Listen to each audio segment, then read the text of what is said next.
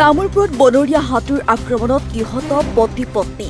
তামুলপুৰ জিলাৰ নাগৰিজুলি আৰক্ষী চকীৰ অন্তৰ্গত ইক্ৰাবিলত নিশা বনৰীয়া হাতীৰ আক্ৰমণত নিহত হয় পতি পত্নী। ইক্ৰাবিল গাঁৱৰ সুভাষ ৰয়ে নিজৰ তামোল বাগানত কাম কৰি থকাৰ সময়তে অতৰ্কিতে অকলশৰীয়া বনৰীয়া হাতীয়ে সুভাষ ৰয়ৰ তামোল বাগানত সোমোৱাত সুভাষ ৰয়ে বনৰীয়া হাতীটো খেদিবলৈ যাওঁতেই বনৰীয়া হাতীটোৱে আক্ৰমণ কৰাত তাতে নিহত হয় সুভাষ ৰয় আৰু লগে লগে সুভাষ ৰয়ৰ পত্নী ফুলমালা ৰয়ে সুভাষৰ ওচৰলৈ যাওঁতে পুনৰ বনৰীয়া হাতীটোৱে পত্নী ফুলমালা ৰয়ক আক্ৰমণ কৰাত তাতে নিহত হয় দুয়ো।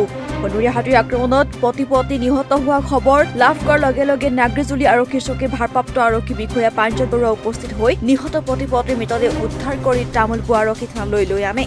আনহাতে উপস্থিত হোৱা ঘটনাস্থলীত কুমাৰীকাটা বন বিভাগৰ দল, কিন্তু হঠাতে সেই ঠাই ত্যাগ কৰে বন বিভাগৰ দলটোৱে। এইদৰে অভিযোগ কৰিছে এতিয়া ৰাইজে আৰু স্থানীয় ৰাইজে বন বিভাগৰ লোকক বনৰীয়া হাতীৰ জাক খেদিবলৈ আহ্বান জনাইছে।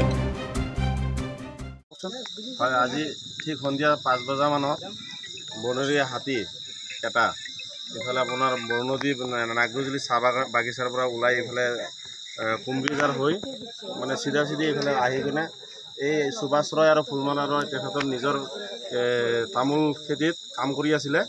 কাম কৰি থকা অৱস্থাত ফাৰ্ষ্ট টাইম সুভাষ ৰয়ক মানে মাৰিছে। তেখেতক বচাব যাওঁতে তেওঁৰ ধৰ্মপত্নী তেওঁৰ পত্নী ফুলমালা ৰয় তেখেতকো মানে মাৰিছে। একদম ইমান বেয়াকৈ মাৰিছে মানে নিহিংস যিটো হত্যা মানে এনেকুৱা বেয়া মানে চাব পৰা কণ্ডিশ্যনত নাই।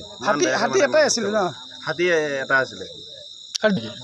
দিনৰ ভাগৰ পৰাই নাগৰিজুলি চাহ বাগিচাত দিনটো আছিলে। আজি আমি খবৰ পোৱা মতে তো ঠিক 4টামান বজাত তাৰে পৰা ওলাই আহিছে। 4টা 4:30 সন্ধিয়াৰ আগে আগে ওলাই আহিছে। ওলাই আহোঁতে ঠিক সন্ধিয়া টাইমতে এইখিনি জেগা আহি পাইছে। পোৱাৰ পিছত ইয়াতে পথাৰত মানে তামোল খেতিত কাম কৰি আছিলে।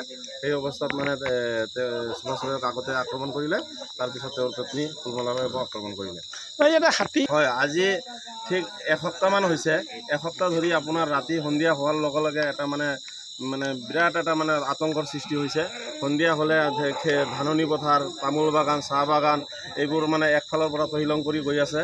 তো আমি আপোনালোকে দেখাও পাইছে যোৱাকালি পৰহিতো মানে এনেকুৱা ধৰণৰ ঘটনা ঘটিছে। আমাৰ ওচৰতে কুম্বিজাৰ হাওৰাগুৰিতেও হৈছে। তো হাতীজাকটো এনেকুৱা হৈছে 3টা 4টা ভাগত ভাগ হৈ যায় সন্ধিয়া হ'লে। তো এই হাতীজাকখিনিক মানে নদীৰ পৰা মানে যদি ওপৰত উঠিব নিদিয়ে তেতিয়াহ'লে মানে আপোনাৰ আমাৰ গাঁৱৰ কাৰণে ৰাইজৰ কাৰণে অলপ ভাল হয়। কিন্তু তেখেতসকলে নদীত দিনটো হাতীখিনি থাকে।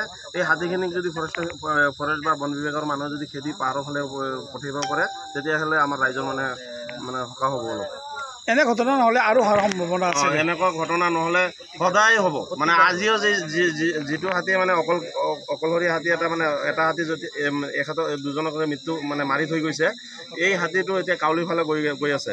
তে আৰু যে এনেকুৱা ঘটনা নহ'ব কোনো গেৰেণ্টি নাই। অলপ পিছত হয়তো আৰু এনেকুৱা ধৰণৰ খবৰ আমি পাম যে মানুহ মাৰিছে।